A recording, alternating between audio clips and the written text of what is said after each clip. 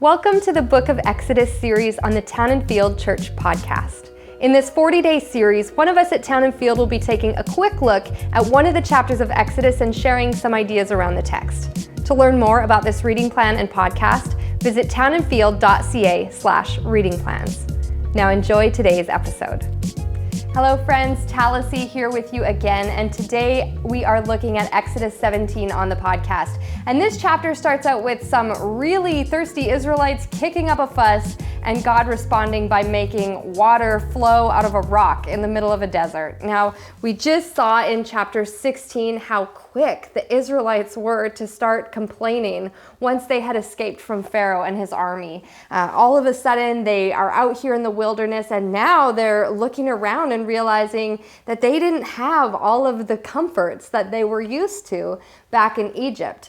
Now, kind of at first glance, this seems like kind of a strange thing to say, because when you think about it, how could these people actually have a longing to return to captivity? Like, could they really have been all of that comfortable within the confines of oppression and slavery? But when you think about it, it really isn't all that crazy. I think we actually all do this to some extent. We become so accustomed to the chains that the enemy uses to keep us enslaved, whether that is addiction or it could be anger or distraction, whatever tactics Satan uses to keep us in bondage. Eventually, those things can become this strange sort of safety net for us. And I don't know about you, but I have personally experienced this in my own life, particularly in my battle with an eating disorder years ago. I struggled with it for 7 years. And as much as it was like ruining my life and holding me hostage, and as badly as I wanted to be free of it, there was this part of me that was so afraid to let it go, because letting it go meant having to face a world of terrifying unknowns. And I think that's kind of what's happening here for the Israelites. Yes, they were marching into freedom, but that freedom came with new risks and with vulnerability, with uncertainty. It came with wandering around in the desert, wondering where their next meal would come from or where their next drink of water would come from.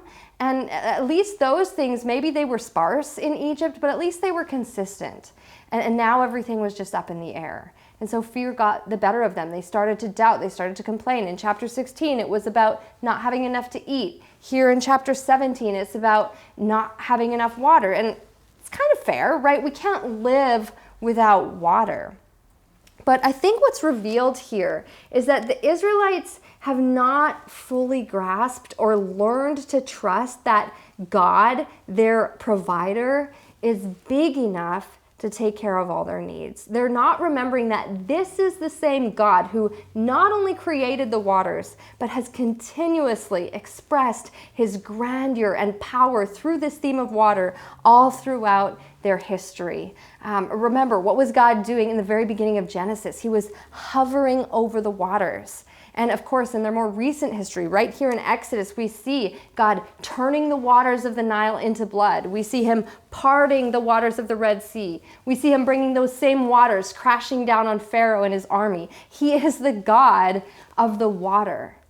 And yet, the Israelites question whether this God, the same God who created their bodies, which, by the way, are mostly comprised of water, they question whether or not this God can quench their thirst with water.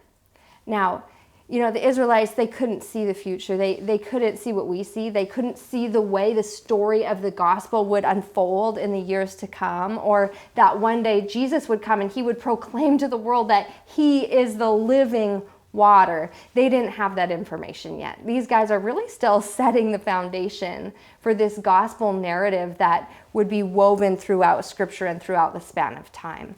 They were still learning about God as their provider. This is kind of like their training camp. They're learning about God as their provider. They're learning about God as their protector as well. In the second half of this chapter, we see this story of a battle that takes place between the Israelites and the Amalekites, and God brings victory to this ragtag group of wanderers that have just escaped from slavery. Like, they shouldn't have been winning wars, but God brings victory because he's showing them, and he's showing us through them, that he is a protector. that no matter how the battle rages around us, we can trust in him and we can find shelter and victory in his presence. God was showing the Israelites who he was. And so today, as you reflect on Exodus 17, I pray that God will remind you of who he is and that you will choose to trust him as your provider and your protector.